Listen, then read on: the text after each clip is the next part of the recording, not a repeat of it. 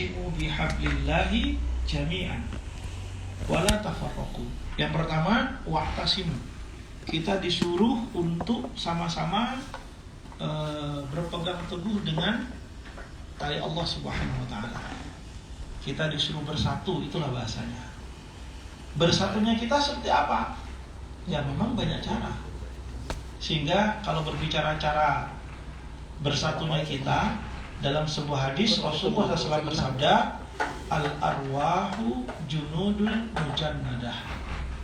Jiwa seseorang itu akan mencari jiwa yang memiliki frekuensi yang sama. Nah, pada kesempatan kali ini frekuensinya sama-sama penghobi motor, kan gitu?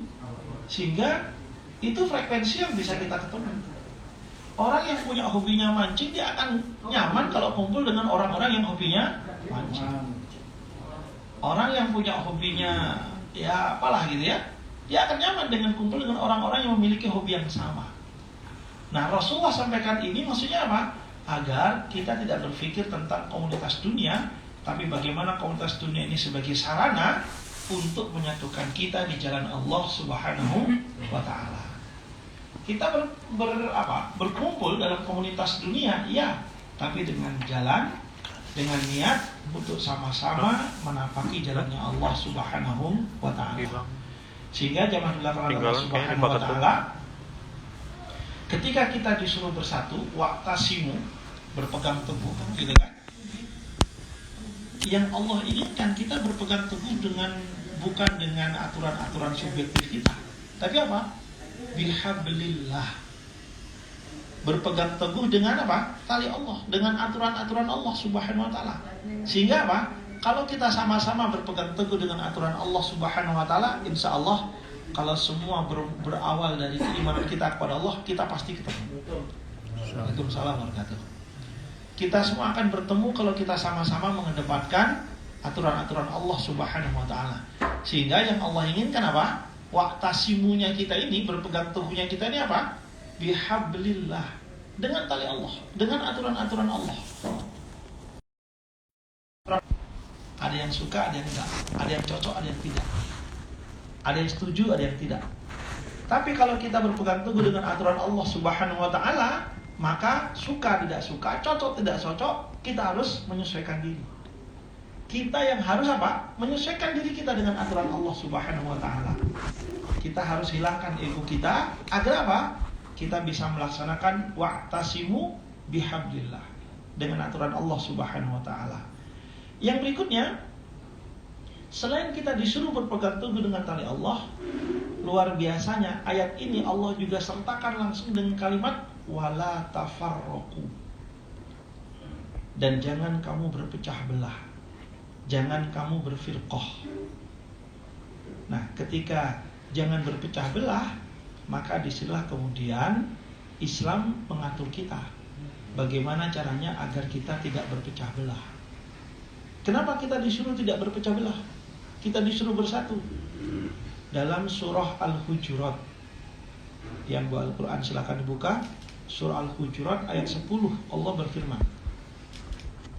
Ini kalau bisa menjadi pegangan kita, baik juga untuk di Baitur Soleh juga atau di mana saja komunitas kita, bahwa jadikan surat Al-Hujurat ayat 10 ini sebagai pegangan kita.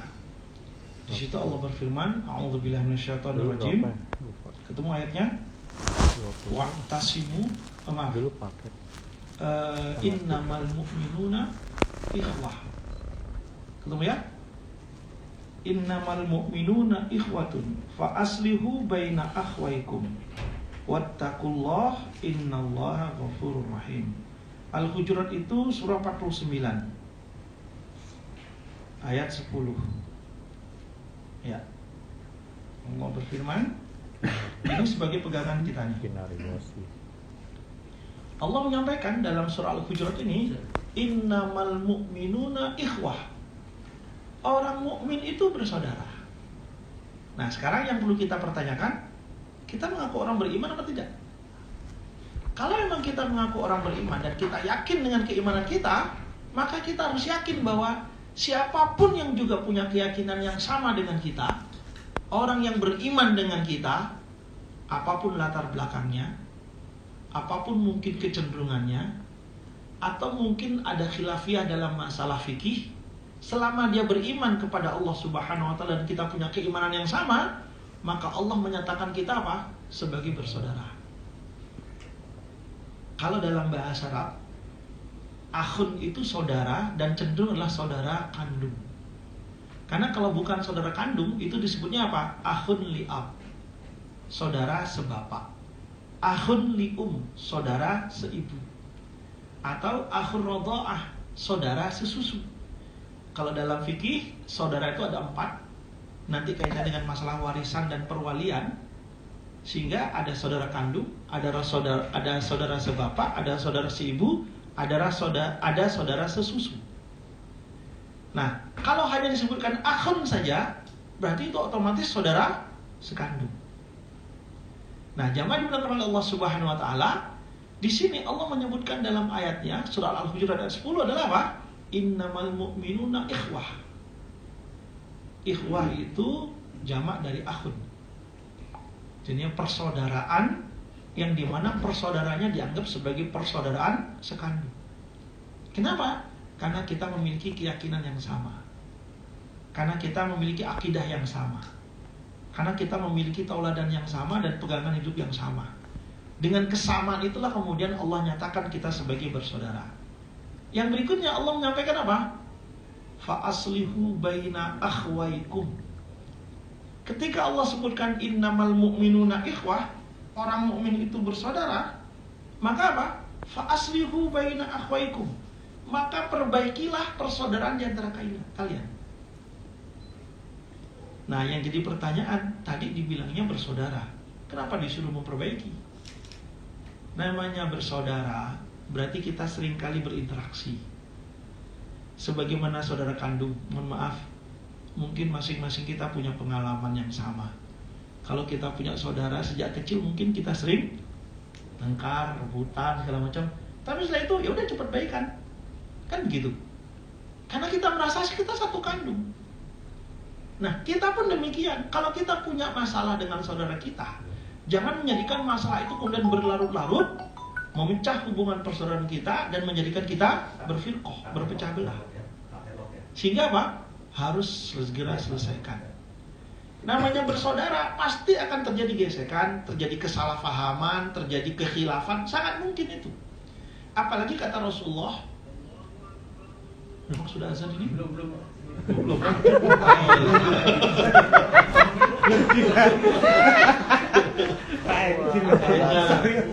Itu waktu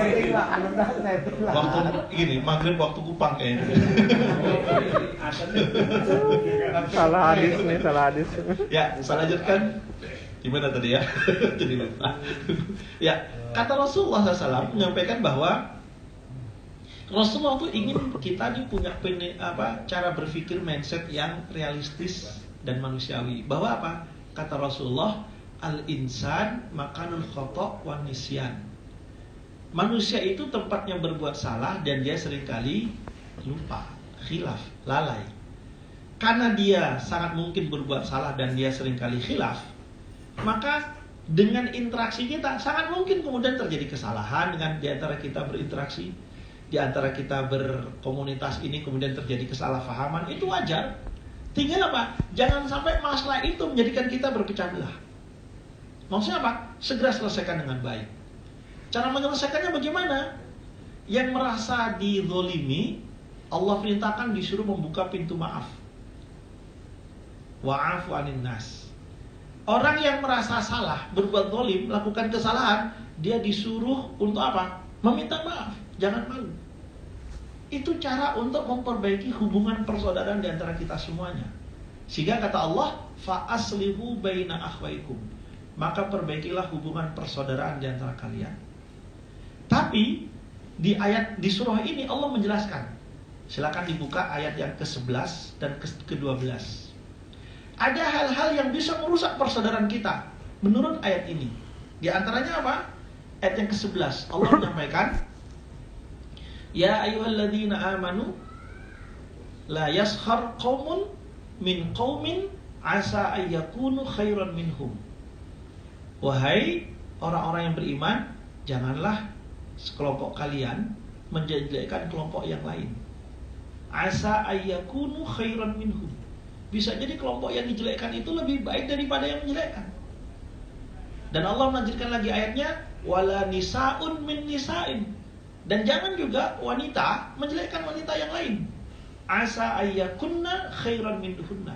Karena sangat mungkin bisa jadi wanita yang dijelekkan lebih baik daripada yang menjelekkan. Ada hal yang berbeda di sini. Apa? Tadi disebutkan kaum. Yang namanya kaum itu pasti laki-laki dan perempuan, ya kan? Tapi Allah khususkan lagi di sini wanita. Kenapa? Allah khususkan lagi di sini wanita karena apa? Kalau katanya sih, kalau menurut penjelasan yang ada, kecenderungan wanita dalam masalah lisannya itu cukup besar. Kenapa? Kalau secara ilmu psikologi dikatakan begini.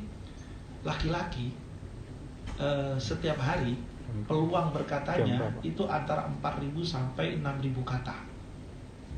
Tapi kalau wanita antara 18 sampai 25.000 kata dalam sehari. Sehingga memang Allah berikan kelebihan kepada wanita punya apa? Punya kecerdasan linguistik. Ya kan? Kecerdasan linguistik itu kalau bahasa Jawanya adalah apa? Cerewet katanya. Jadinya pinter dalam komunikasi. Sehingga Pak, rata-rata yang jadi guru-guru untuk anak-anak ya wanita, ibu-ibu. Saya belum dapati itu guru TK itu laki-laki. Rata-rata perempuan, ibu-ibu. Karena apa? Ya tadi kecerdasan linguistiknya tinggi. Kalau bapak-bapak jadi guru TK kayaknya nggak sabar tuh anak tingkahnya macam-macam gitu kan. Tapi kalau ibu-ibu ya segitulah. Apalagi kata Rasulullah, al-ummu madrasatul aulad. Ibu adalah sekolah bagi anak-anak. Sehingga apa? Ya harus punya kecerdasan linguistik. Tapi hati-hati, kecerdasan linguistik ini bisa menjadi bermasalah jika tidak dipergunakan dengan baik. Tadi apa? Menjelek-jelekkan pihak lain. Allah lanjutkan ayatnya. Kemudian wala talmizu anfusakum. Dan jangan kamu saling merendahkan di antara kalian. Wala tanabazu bil alqab, dan jangan juga memanggil dengan panggilan yang buruk.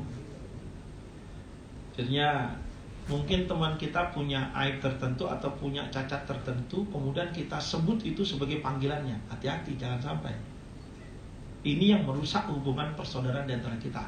Kecuali kalau dia ternyata ridho dipanggil begitu, dan itu sudah menjadi panggilan kerennya dia, gitu kan? Ah, boleh. Gitu. Ada di sini? Ada. Namanya Mustafa Pangerutin. Oh, gitu. Apalah pokoknya itu bukan namanya, tapi nama panggilan. Mungkin ya, selama dia ridho silakan. Sama seperti kalau di zaman Rasulullah ada namanya Abu Hurairah. Abu Hurairah tuh bapaknya kucing artinya. Kenapa? Karena dia tuh sayang dengan kucing. Kalau bapaknya kucing, berarti dia dianggapnya kucing gitu kan. Tapi karena dia ridho dengan itu, karena dia sayang, pecinta kucing, ya dia nggak ada masalah. Dan itu Rasulullah pun memanggil demikian Abu Hurairah. Ali bin Abi Thalib dipanggilnya Aba Turab. Aba Turab itu bapaknya tanah. Karena Allah takdirkan Ali bin Abi Thalib itu sahabat Rasulullah yang memang secara ekonomi kurang, sehingga tidak punya diban, tikarnya itu bolong-bolong, gitu kan? Sehingga kalau dia ke masjid itu kadang bajunya kelihatan bekas tanah, coklat segala macam. Sehingga dipanggilnya apa? Aba Turab, bapaknya tanah. Karena tanahnya banyak bercak, karena bajunya banyak bercak tanah. Aba Turab, dan begitu seterusnya. Sehingga Allah sebutkan, jangan kamu saling merendahkan dan jangan memanggil dengan panggilan yang buruk. Bi'sal ismul fusuqu ba'dal iman, karena seburuk-buruk keiman setelah keimanan adalah kefasikan. Maksudnya apa? Bahwa perbuatan tadi itu dianggap perbuatan fasik. Menjelek-jelekkan orang lain, merendahkan dengan memanggil panggilan yang buruk. Lanjut di ayat yang ke-12.